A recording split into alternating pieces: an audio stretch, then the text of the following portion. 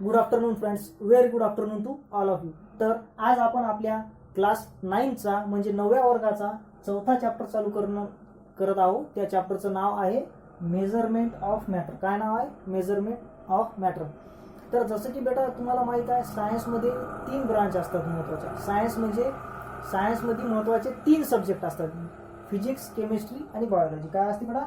Physics, chemistry and biology. Physics, chemistry and biology. तर हा जो मेजरमेंट ऑफ मॅटर जो चॅप्टर आहे ना, तो केमिस्ट्रीचा चॅप्टर आहे बेटा. सायन्समधल्या केमिस्ट्री फॅकल्टीचा चॅप्टर आहे. ओके, तर आज आपण या चॅप्टरची सुरुवात करत आहोत. ओके बेटा, जसं की आपल्याला माहित आहे मेजरमेंट म्हणजे काय बेटा? मेजरमेंट म्हणजे मोजणी किंवा मोजमापन. मेजरमेंट या शब्दाचा अर्थ काय होत असते बेटा? मोजणी किंवा मोजमापन. ओके, मेजरमेंट या शब्दाचा अर्थ काय होत असते? मोजणी किंवा मोजमापन. काय होत असते? मोजणी, आहे की नाही? मॅटर म्हणजे काय बेटा? मॅटरची आपल्याला ओळख असायला पाहिजे, कारण मॅटर हे आपण 8व्या वर्गात ऑलरेडी शिकलं. तरी तुम्ही जर विसरून गेले असेल तर काही काळजी करू नका, मी तुम्हाला डिटेलमध्ये सांगतो मॅटर म्हणजे काय. म्हणजे 8व्या वर्गातल्या गोष्टी एकदा रिवाईज झाल्याशिवाय नवीत आपल्याला जाता येत नाही. ओके, मॅटर म्हणजे काय? सबस्टन्स किंवा पदार्थ. मॅटर म्हणजे काय बेटा? सबस्टन्स ऑर पदार्थ. मॅटर म्हणजे काय बेटा? सबस्टन्स किंवा पदार्थ. म्हणजे आपल्याला आहे की नाही, मेजरमेंट ऑफ मॅटर या धड्यात आपल्याला मॅटरचं मेजरमेंट शिकायचं, मॅटरची मोजणी शिकायची आहे की नाही. चला तर मग पहिले आपण मॅटर या शब्दाचा अर्थ शिकूया. ओके, मॅटर म्हणजे काय? ओके, पहा, लक्षात घ्या. मॅटर बेटा, मॅटर म्हणजे काय? Anything around us. काय म्हणलं मी? Anything around us which have mass and occupy space. काय म्हणलं बेटा मी? Anything around us, around which have mass and occupies space is known as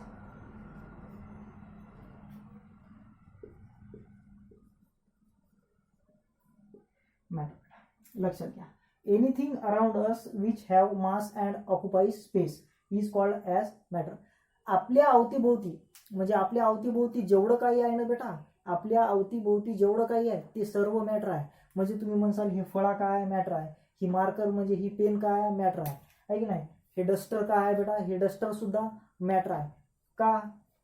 कारण आपल्या अवतीभोवतीच्या जेवढ्या गोष्टी आहेत त्यांना आपण मॅटर का म्हणतो?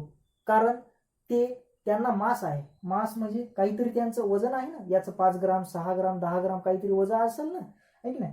आणि याला काहीतरी जागा लागते. जर समजा मी याला आहे की नाही फरशीवर ठेवलं, आता फरशी म्हणजे फळा समजा, जर समजा मी याला यथा असं ठेवलं तर याला एवढी जागा लागली की नाही. पहा, लक्षात घ्या मी काय म्हणत आहो, लक्षात घ्या.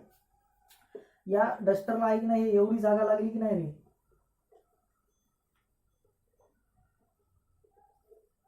या डस्टरला ही एवढी जागा लागली की नाही इथं ठेवल्यावर, आहे की नाही. म्हणजे या डस्टरला ही एवढी जागा लागली बेटा, आहे की नाही. म्हणून हे मॅटर आहे आणि याचं काहीतरी वजन आहे म्हणजे mass. Anything around us which have mass and occupies space. ज्याला जागा लागते, स्पेस म्हणजे काय? जागा लागते, that is called as matter. म्हणजे आपल्या अवतीभोवतीच्या सराउंडिंगमध्ये जेवढ्या काही गोष्टी आहेत ते काय आहेत बेटा? मॅटर. ओके, आपण केमिस्ट्रीच्या लॅबोरेटरीमध्ये गेलो, तिथं काय असतं तर केमिकल सबस्टन्स असतं.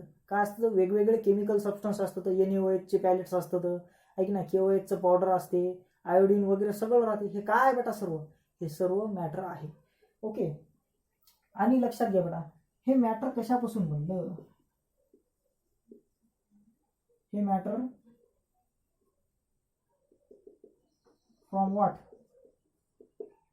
हे मॅटर आहे की नाही फ्रॉम व्हॉट, कशापासून बनलं? आणि तुम्हाला माहित आहे बेटा, every matter in the universe, या जगातलं सर्व matter, every matter in the universe is made up of very small tiny particles called as atom. या जगातलं सर्व मॅटर, अरे पहा ना, हे डस्टर कशानं बनलं असेल, आहे की नाही. हे डस्टर बारीक बारीक बारीक बारीक बारीक बारीक ॲटम्सनंच बनलेलं आहे ना. आहे की नाही.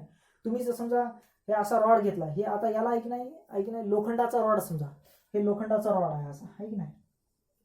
हे लोखंडाचा रॉड म्हणजे आयर्न रॉड, बारीक बारीक आयर्न ॲटमनच बनलेला आहे ना, असं बारीक बारीक बारीक बारीक बारीक बारीक, आहे की नाही. म्हणजे या जगातलं सर्व मॅटर हे ॲटम्सनं बनलेलं आहे. स्मॉलेस्ट पार्टिकल कशानं बनलेला आहे? ॲटम्स. ओके, ॲटम्स और molecules.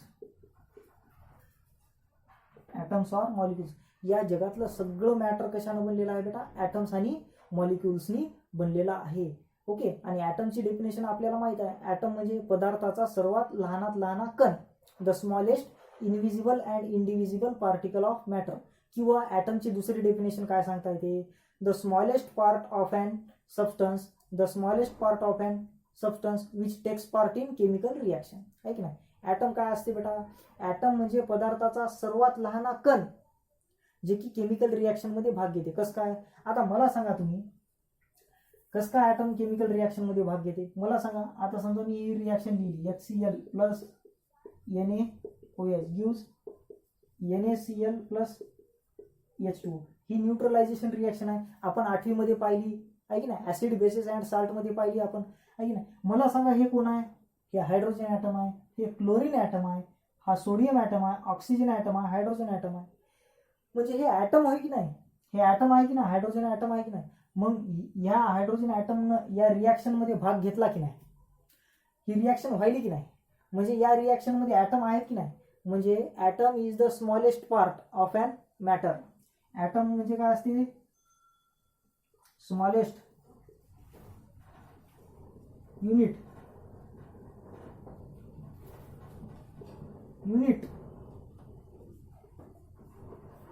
Smallest unit of matter which takes part in chemical reaction, जो की केमिकल रिॲक्शन मध्ये भाग घेतो. मॅटरचा सर्वात लहान कण. ॲटम म्हणजे काय? ॲटम म्हणजे मॅटरचा सर्वात लहान कण जो की केमिकल रिॲक्शन मध्ये भाग घेतो बेटा. ओके, त्याला सुद्धा ॲटम म्हणतात. मग आहे की नाही, smallest unit of matter is called as item.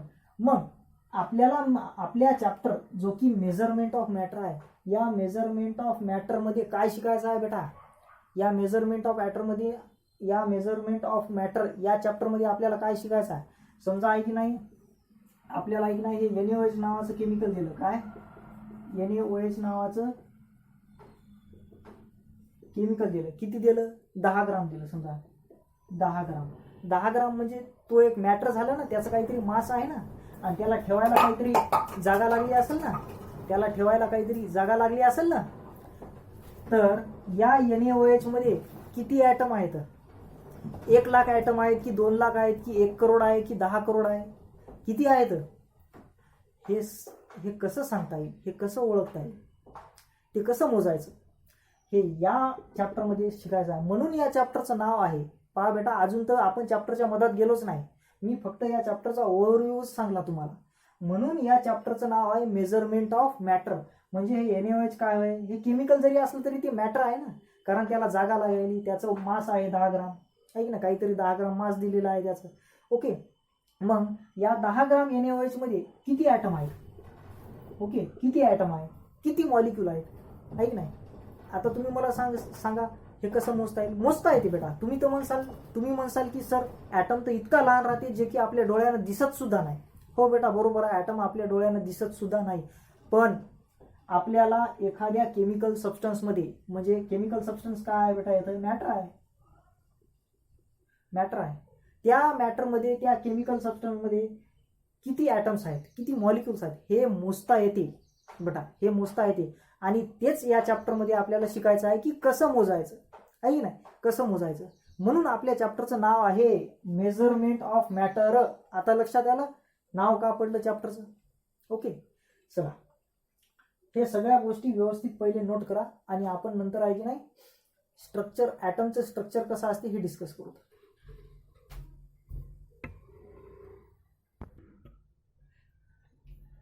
चला बेटा, तर आपल्याला आता आहे की नाही एवढं तर माहीत झालं की ॲटम पासून काय बनत असते? मॅटर. ओके, म्हणजे मॅटरचा सर्वात लहान कण काय असतो? मॅटरचा सर्वात लहान कण असा सर्वात लहान पार्टिकल काय असतो? ॲटम असतो. तर ते ॲटमचं स्ट्रक्चर बघायचं आपल्याला. काय बघायचं आहे बेटा? स्ट्रक्चर ऑफ ॲटम काय असते?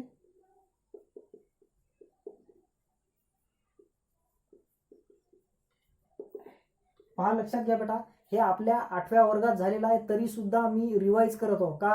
कारण तुम्हाला कन्सेप्ट वापस तुमच्या लक्षात यावे म्हणून रिवाईज करत आहोत. तसं ही रिवाईज करायची काही गरज नाही. ओके, पण तुमचं बेसिक क्लिअर असावं यासाठी मी हे रिवाईज करत आहो. पहा, लक्षात घ्या बेटा, आपल्याला सर्वाला माहित आहे ॲटमचे महत्वाचे 2 पार्ट असतात.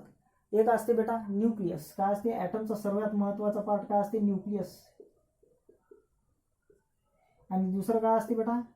Extra nuclear region. काय असते बेटा? एक्स्ट्रा न्यूक्लियर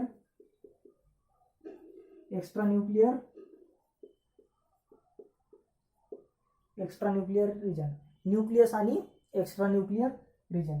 ओके, या एक्स्ट्रा न्यूक्लियर रिजन मध्ये काय असते बेटा? ऑर्बिट्स. आणि ऑर्बिट्स मध्ये काय असतात बेटा? इलेक्ट्रॉन्स. ई निगेटिव्ह म्हणजे इलेक्ट्रॉन्स. काय? इलेक्ट्रॉन्स. आणि न्यूक्लियसच्या मधात काय असते बेटा? Protons and neutrons. आहे की नाही? न्यूक्लियसच्या मधात काय असते बेटा? Protons and neutrons. पहा, लक्षात घ्या, ॲटमचं स्ट्रक्चर शिकायलो आपण. काय शिकायलो? ॲटमचं स्ट्रक्चर. ॲटम हे 2 पार्टनी बनलेला आहे, न्यूक्लियस आणि extra nuclear region. Okay, nucleus हा ॲटमच्या सेंटरला असतो. आहे की नाही? पहा, मी लाल याला दाखवलं.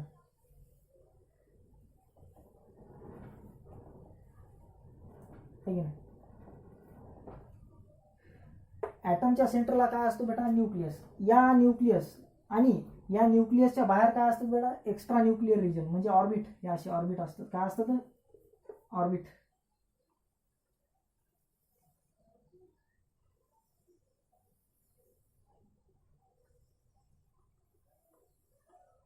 आहे की नाही? याला के नाव द्यायचं, याला एल, याला एम नाव द्यायचं. ओके, पहा, लक्षात घ्या. तर हे झालं बेटा ॲटम. ॲटमच्या सेंटरला काय असतो? न्यूक्लियस. हे न्यूक्लियस आहे बेटा. आहे की नाही? हे लाल यानं जे दाखवलं ना, हे काय आहे बेटा? हे न्यूक्लियस आहे. आणि हे बाहेरचे सगळे काय आहेत? हे तिन्ही आहेत बेटा ऑर्बिट्स. आहे की नाही? या ऑर्बिट्स मध्ये काय फिरत असतं तर बेटा? इलेक्ट्रॉन्स. ओके, आणि या न्यूक्लियसच्या मध्ये काय असतं? हे प्रोटॉन्स आणि न्यूट्रॉन्स. पहा, लक्षात घ्या, प्रोटॉन्स आणि न्यूट्रॉन्स. लक्षात घ्या, न्यूक्लियर ॲटम हा काय आहे बेटा? ॲटम. आता हे झालं ॲटमचं स्ट्रक्चर. आता एक गोष्ट लक्षात घ्या बेटा, या ॲटमच्या न्यूक्लियसमध्ये जेवढे प्रोटॉन असतील, समजा 13 प्रोटॉन असतील. किती? 13 प्रोटॉन असतील. तर बाहेर ऑर्बिटमध्ये सुद्धा इलेक्ट्रॉन 13च राहतील. आहे की नाही? Proton is equal two electron. आहे की नाही? Proton is equal two electron. म्हणजे जर 13 प्रोटॉन असतील न्यूक्लियसमध्ये, तर बाहेर इलेक्ट्रॉन सुद्धा 13च असतील. जर न्यूक्लियसच्या मधात 15 प्रोटॉन असतील, तर बाहेर इलेक्ट्रॉन सुद्धा 15च असतील बेटा. लक्षात घ्या. ओके, तुम्ही म्हणाल न्यूट्रॉन किती? लक्षात घ्या बेटा, न्यूट्रॉनची संख्या प्रोटॉन एवढीच राहते किंवा प्रोटॉनपेक्षा जास्त. Okay, the number of neutron is greater than or equal to number of proton. म्हणजे याच्यात जर समजा 13 असतील, याच्यात जर समजा प्रोटॉन 13 असतील, तर न्यूट्रॉन 13 राहतील किंवा 13पेक्षा जास्त राहतील. 14 सुद्धा राहू शकतात आणि 15 सुद्धा राहू शकतात. पहा, इथं 15 सुद्धा राहू शकतात, 13 राहू शकतात, 14 राहू शकतात, 15 सुद्धा राहू शकतात. म्हणजे न्यूट्रॉनची संख्या प्रोटॉनपेक्षा जास्तच राहणार. काय म्हणलं मी असं म्हणलं की न्यूक्लियसच्या मधात न्यूट्रॉनची संख्या किती राहते? प्रोटॉन एवढीच राहते किंवा प्रोटॉनपेक्षा जास्त राहते, पण प्रोटॉनपेक्षा कमी नसते. ओके, तर हे झालं बेटा ॲटमचं स्ट्रक्चर. आता तुम्ही म्हणसाल की बॉ सर ॲटॉमिक नंबर म्हणजे काय? ॲटॉमिक नंबर म्हणजे काय? प्रत्येक ॲटमला काय असते बेटा? ॲटॉमिक नंबर असते. काय असते? Atomic number. आणखी ॲटॉमिक मास नंबर सुद्धा राहते. ओके, ॲटॉमिक नंबर म्हणजे काय? ॲटॉमिक नंबर काय असते बेटा? Atomic number. आहे की नाही? ॲटमच्या न्यूक्लियसच्या मधात, पहा मी काय सांगतो, ॲटमच्या न्यूक्लियसच्या मधात, आहे की नाही, जितके प्रोटॉन असतील तितकाच त्या ॲटमचा ॲटॉमिक नंबर राहील. म्हणजे या ॲटमच्या न्यूक्लियसमध्ये किती प्रोटॉन आहेत? 13 प्रोटॉन. तर या ॲटमचा ॲटॉमिक नंबर सुद्धा किती राहील? 13 राहील. जर इथं जर समजा 80 प्रोटॉन राहिले असते 80, तर याचा नंबर सुद्धा काय राहिला असता? 80 आहे की नाही? ॲटॉमिक नंबर काय राहिला असता? 80. The number of proton present inside the nucleus, the number of proton present inside the nucleus of an atom is known as atomic number of that atom. एखाद्या ॲटमचा ॲटॉमिक नंबर म्हणजे काय? त्या ॲटमच्या न्यूक्लियसमध्ये प्रोटॉनची संख्या किती आहे तो म्हणजे त्या ॲटमचा ॲटॉमिक नंबर. मग किती राहू दे ना, 50 जरी प्रोटॉनची संख्या असली तर त्या ॲटमचा ॲटॉमिक नंबर 50. ओके. मग ॲटॉमिक मास नंबर काय आहे की नाही?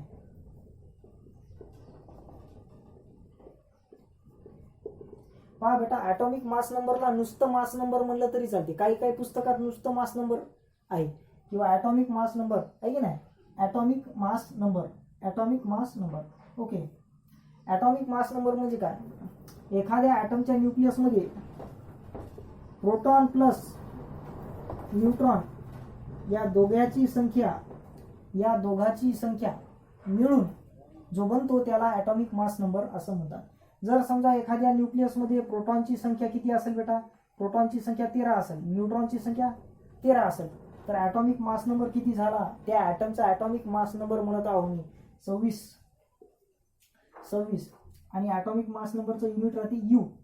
या यूचा मिनिंग असते बेटा युनिफाईड मास. या ॲटॉमिक मास नंबरचं युनिट असते यू आहे की नाही? जसं मासचं युनिट काय असते? मासचं युनिट काय असते? किलोग्राम. लेंथचं युनिट मीटर आहे की नाही? तसंच ॲटॉमिक मासचं युनिट काय असते? यू. यू म्हणजे युनिट नाही, युनिफाईड मास. यू म्हणजे काय बेटा? Unified mass. काही काही पुस्तकात यूच्या जागी असं AMU सुद्धा देतात. AMU म्हणजे काय? Atomic mass unit. AMU म्हणजे काय? ॲटॉमिक मास युनिट आहे की नाही? Atomic mass unit. ओके. चला, तर हे झालं बेटा ॲटॉमिक नंबर आणि ॲटॉमिक मास नंबर बद्दल. ओके. काळजी करू नका तुम्ही आहे की नाही, फक्त धडा व्यवस्थित समजून घ्या. जर एकदा समजला नाही तर हाच व्हिडिओ आपला डबल पहा, 2दा पहा, 3दा पहा. तुमच्या जवळच राहील ना, कुठंच जाणार आहे? कुठंच जाणार नाही आहे की नाही? तुमच्या जवळच राहील. एकदा पहा, 2दा पहा, 3दा पहा आणि व्यवस्थित समजून घ्या. आणि मग मी आपल्या ग्रुपवर नोट्स टाकल. काय टाकल? नोट्स. मग नोट्स वाचल्यावर तर सर्व कळेल. तुम्ही काळजी करू नका, तुम्ही व्यवस्थित लक्ष देऊन लेक्चर बघा. ओके. चला, तर हे झाली बेटा ॲटम बद्दल माहिती. जर तुम्हाला डायग्राम वगैरे काढायची असेल तर नोट करा.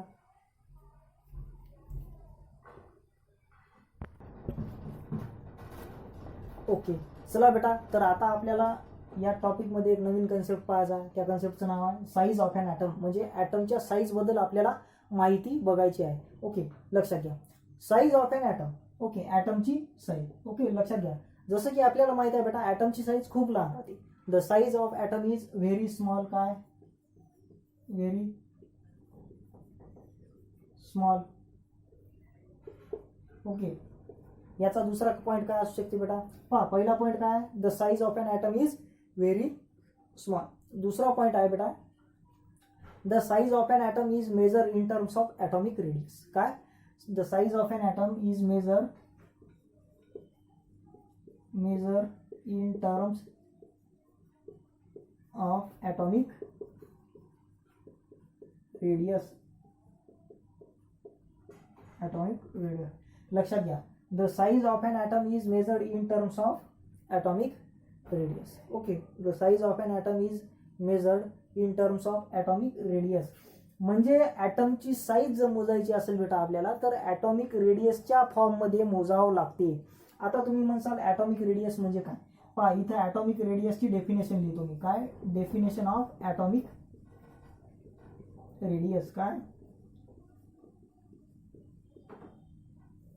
ॲटॉमिक रेडियस म्हणजे काय बेटा? It is the distance from centre of nucleus. काय? The distance from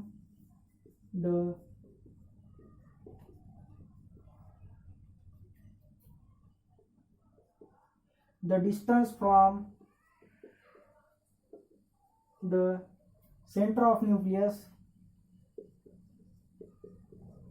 center of the distance from the center of nucleus to the electron revolves in valence shell किंवा outermost shell.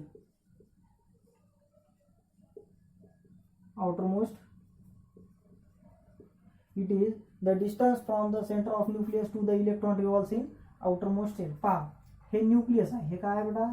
न्यूक्लियस. हे काय आहे? Orbit. हे काय आहे बेटा? Orbit. हा न्यूक्लियस, या न्यूक्लियस पासून ते शेवटच्या शेलमध्ये फिरणाऱ्या इलेक्ट्रॉन पर्यंतचं डिस्टन्स म्हणजे ही झाली बेटा ॲटॉमिक रेडियस. म्हणजे आपल्याला जर ॲटमची साईज मोजायची असेल तर त्या ॲटमची रेडियस मोजावं लागते. लक्षात घ्या, आहे की नाही? आणि तुम्ही एक गोष्ट लक्षात घ्या बेटा, तुम्ही म्हणसाल ॲटमची साईज, ॲटमची रेडियस कशी मोजायची सांगतो. पहिले एवढं लक्षात घ्या, जर आपल्याला ॲटमची साईज मोजायची असेल तर ॲटमची साईज हे ॲटॉमिक रेडियसच्या स्वरूपात मोजावं लागते. ओके, लक्षात घ्या. आता याचे एक्झाम्पल देतो मी. एक्झाम्पल पहा, atomic radius of hydrogen atom. पहा, लक्षात घ्या, हायड्रोजन ॲटम.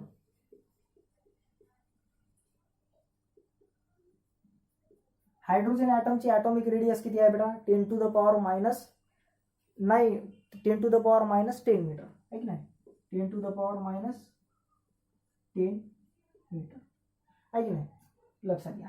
पण तुम्ही एक गोष्ट लक्षात घ्या बेटा, हे मी तुम्हाला मीटरमध्ये सांगायलो. ओके, हे मी तुम्हाला मीटरमध्ये सांगायलो. बट ॲक्च्युअली ॲटॉमिक साईज हे नॅनोमीटरमध्ये मोजतात. काय म्हणतो?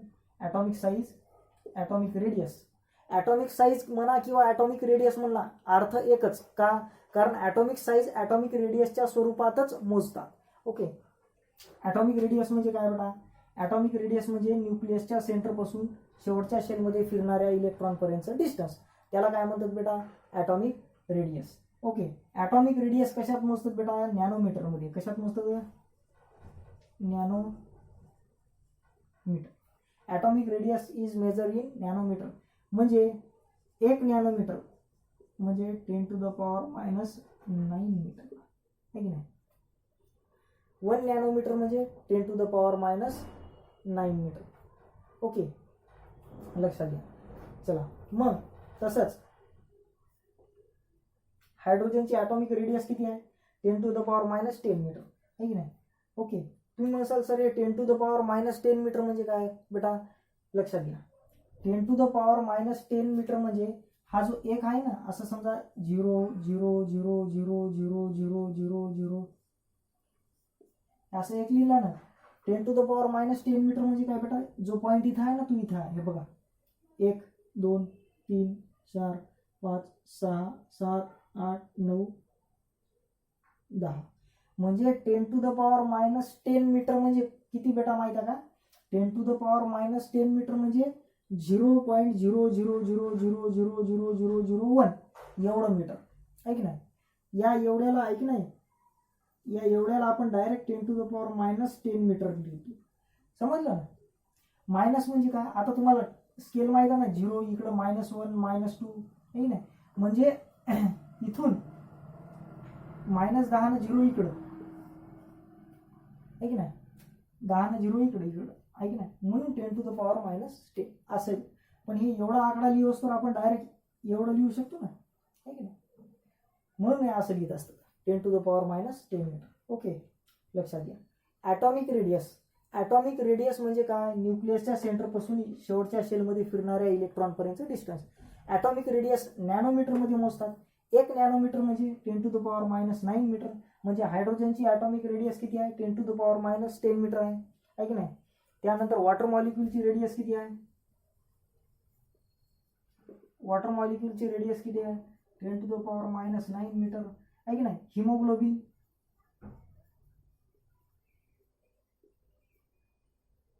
आपल्या ब्लडमध्ये काय असते? हिमोग्लोबिन. त्याची रेडियस किती आहे? 10 to the power minus 8 metre. Okay, तर हे असं आहे बेटा. हे झालं बेटा ॲटॉमिक रेडियस बद्दल. ओके, पहा, लक्षात घ्या. आज आपण काय पाहिलं? आता सध्या साईज ऑफ एन ॲटम म्हणजे ॲटमची साईज. जसं की आपल्याला माहित आहे atom is very small. Okay, ॲटमची साईज हे खूप स्मॉल असते. Okay, atom is measure in terms of atomic size. ॲटमची जे साईज असते बेटा ते ॲटॉमिक रेडियसच्या स्वरूपात मोजल्या जाते. ॲटमची जे साईज असते ते ॲटॉमिकच्या रेडियसच्या स्वरूपात मोजल्या जाते, आहे की नाही. डायरेक्ट धरलं आणि मोजलं असं नसते बेटा, आहे की नाही. ॲटमची साईज जर मोजायची असेल तर तुम्हाला ॲटॉमिक रेडियस मोजावं लागते. तुम्ही म्हणसाल सर ॲटम आपल्या डोळ्यानं दिसतच नाही, मग त्याची ॲटॉमिक रेडियस कशी मोजायची, लक्षात घ्या. ते तुम्हाला मी या टॉपिक नंतर सांगणार. ओके, चला. तर हे ॲटॉमिक रेडियसबद्दल थोडी माहिती होती, नोट करा.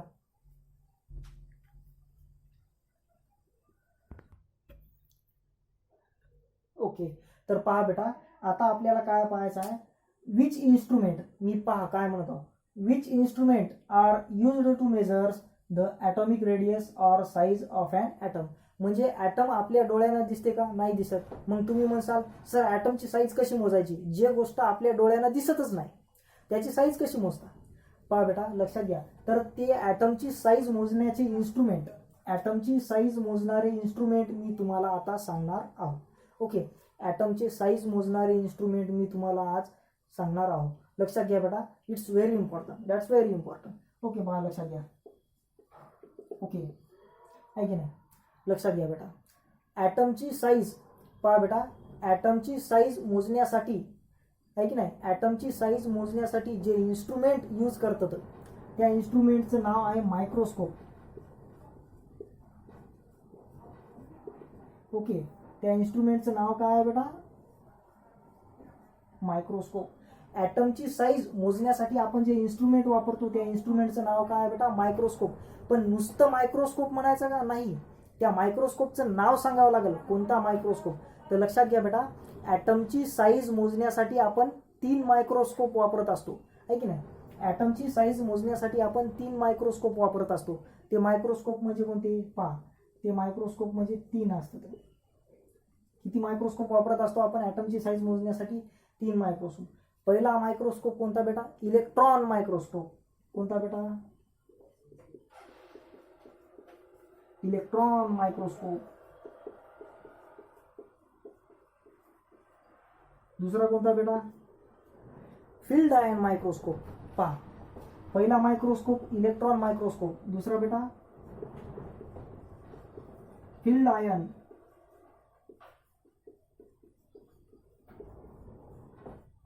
Field ion microscope.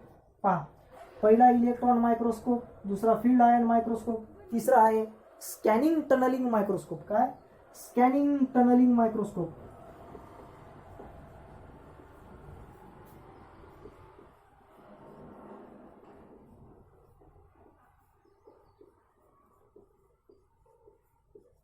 पहा, लक्षात घ्या बेटा, electron microscope, field ion microscope and scanning tunnelling microscope are the 3 modern instrument, are the 3 modern instrument, are the 3 modern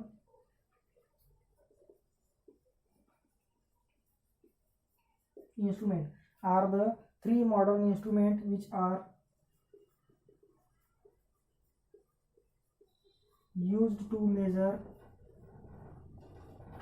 the size of an atom, the size of an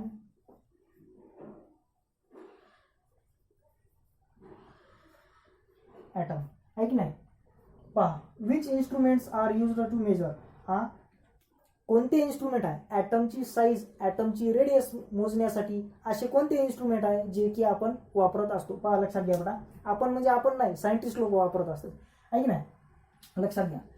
तर there are 3 microscope. Okay, there are 3 important microscopes which are used to measure the size of an atom. These are electron microscope, field ion microscope and scanning tunneling microscope.